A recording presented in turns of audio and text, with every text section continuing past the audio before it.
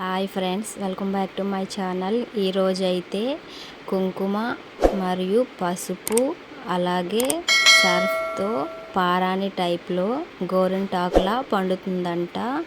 నేను ఒక వీడియో చూసి సరేలే బాగా పండింది కదా అని వీడియో అయితే చేస్తున్నాను. చూడండి ఎలా పండిందో మీరే ఆశ్చర్యపోతారు.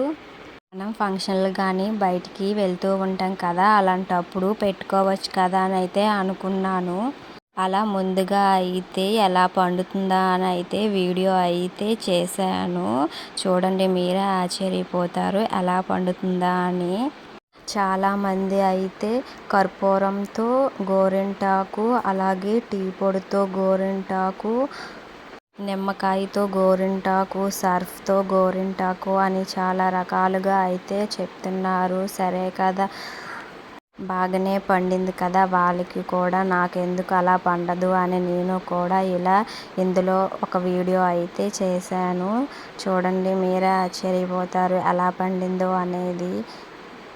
వాళ్ళకైతే పండినట్టయితే చూపిస్తున్నారు, కానీ నేను కూడా వాళ్ళు చెప్పిన ఇంగ్రీడియంట్స్తోనే చేస్తున్నాను, కానీ నాకైతే సరిగ్గా అయితే పండలేదు.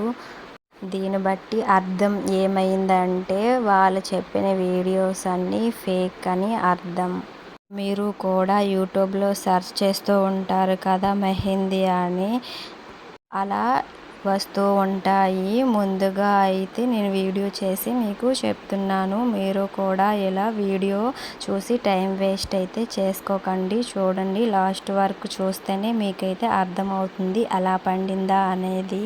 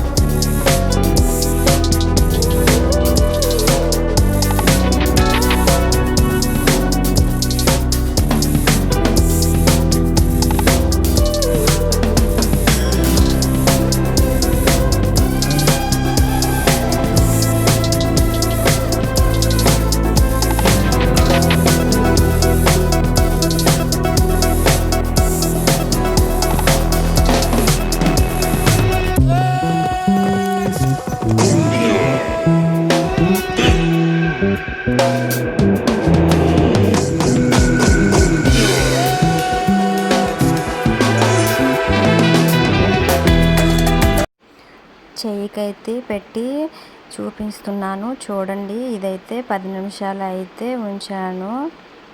ఒక గిన్నెలో అయితే వాటర్ తీసుకొని మీకు కడిగి అయితే చూపిస్తున్నాను. చూడండి, ఇలా వాటర్లో పెట్టానో లేదో మొత్తం అంతా వదిలేస్తుంది. చెయ్యి ఫస్ట్ ఎలా ఉందో అలాగే తెల్లగా అయిపోతుంది. మొత్తం అంతా వదిలేసింది. చూడండి, ఫస్ట్ ఎలా పెట్టానో అలానే పండుతుంది కదా. నేనైతే చాలా ఆశపడ్డానండి. నాకైతే చాలా బాధగా అనిపిస్తుంది, ఏమీ పండలేదు. వాళ్ళు చెప్పినట్టు రెడ్ కుంకుమ అయితే వేశాను. బాగా రెడ్గా ఉండే కుంకుమ వేయండి అని చెప్పారు, అలానే వేశాను. చూడండి, ఏం పండలేదు. ఈ వీడియో మీకు నచ్చినట్లయితే లైక్ చేయండి. Thank you for watching.